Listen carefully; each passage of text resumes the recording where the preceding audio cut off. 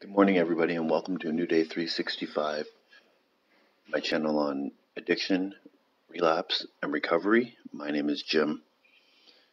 Today's April 8th, and I'm 34 days sober.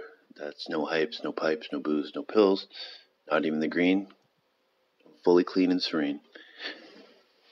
I don't like that last little part of my intro. I gotta somehow change that and figure out something new to say. But anyways, I hope this day finds you all doing well. I'm pretty good. Things are getting better, like I said, day by day. It's been a beautiful week out all week. Nice sunny days, warm. Spring has arrived here in Toronto, and I'm getting out as much as possible. Yesterday I walked over 24 kilometers. I feel great. I'm going to go ahead and do the daily meditations. From Daily Reflections. It's titled An Inside Look, and it goes as follows. We want to find exactly how, when, and where our natural desires have warped us. We wish to look squarely at the unhappiness that has caused others and ourselves. By discovering what our emotional deformities are, we can move toward their correction. 12 Steps and 12 Traditions, page 43. Today I am no longer a slave to alcohol or crystal meth. Yet in so many ways enslavement still threatens myself, my desires, even my dreams. Yet without dreams I cannot exist. Without dreams, there is nothing to keep me moving forward. I must look inside myself to free myself. I must call upon God's power to face the person I've feared the most, the true me, the person God created me to be. Unless I can or until I do, I will always be running and never be truly free. I ask God daily to show me such a freedom.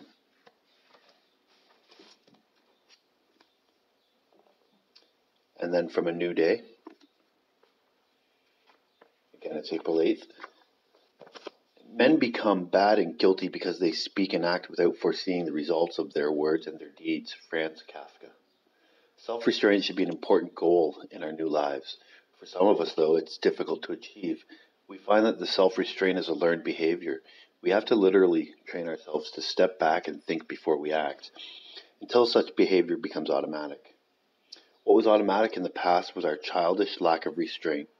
Many of us were impulsive and quick-tempered. At the drop of a hat, we lashed out and got into furious arguments or even physical confrontations.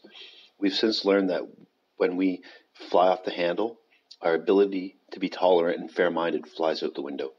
We've learned that when we act hastily and rashly, without thought, we misrepresent our true selves. We've learned that a single unrestrained outburst can ruin our relationship with another person and can even affect our lives and futures. When we begin to make progress in this area and practice self-restraint, we find personal rewards that go beyond the actual conquering moment. We have better relationships with others, people have more respect for us, and we have more respect for ourselves. Most of the time, we're more comfortable than we ever could have imagined. Thought for today, life doesn't have to be a demolition derby. Wow, is that ever powerful?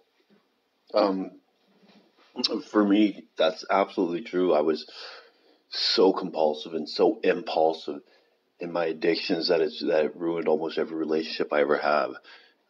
There's some things I definitely don't want to talk about here on this YouTube channel, but other things like, punching holes in walls, the yelling and screaming, the fighting I had with my children's mother, things like this. Like this is stuff that wreaks havoc on my heart. It weighs heavy on my heart and keeps me in shame and guilt.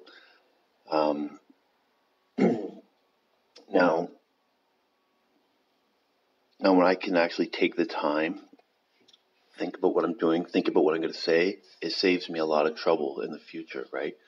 Because when I get caught up in the moment, right, I might say things that I don't really mean. But words have a lasting effect on people. And so it's very important to just not have those outbursts. In my past, when I've been impulsive, when I've had those outbursts, it does. The effects of those words and actions are immediate, right? Not only do they affect the other person, but the karma that comes back, right? I feel that right away, and the universe is gonna serve me with that pain and shame equal to what I dished out, if that makes sense to you, right? And that's how I believe karma works. It doesn't necessarily mean that something bad is going to happen back at me, but it means I'm going to immediately feel the effects of my actions and words, and then that's going to weigh on me, and then maybe I'll go out and use, things will get a little bit worse than they were before, and that's just how it is. So in recovery, it's all about changing those old behaviors, changing those old ways of thinking, and that's day by day, that's gonna help me build a better life, and it's gonna make better relationships in my future. I guess one more thing briefly, I did learn about guilt and shame this week, and I can share a little bit of that with you before I go. So what I learned this week is that shame is really a feeling. Shame is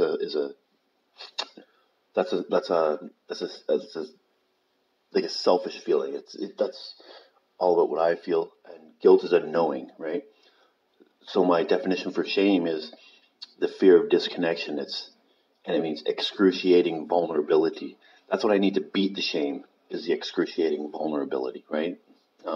Love and joy, opening myself up to others. That's going to beat the shame. Guilt is the knowledge and regret of making a wrong action or inaction, right? So they're two different things.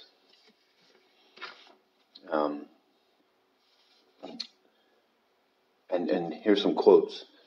Our story can be hard, but not nearly as difficult as spending our lives running from it. Embracing our vulnerabilities is risky, but not nearly as dangerous as giving up on love and belonging and joy. The experiences that make us the most vulnerable.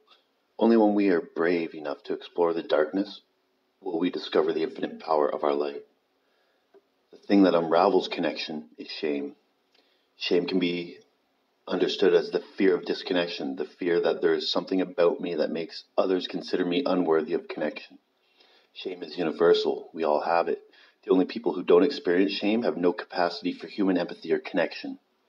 No one wants to talk about shame, and the less you talk about it, the more you have it.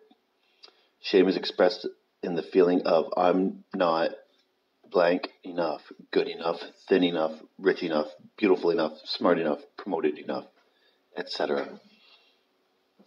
Anyways, thank you for listening to my video, and I hope you all have a blessed day, and I will talk to you later. Take care. Bye now.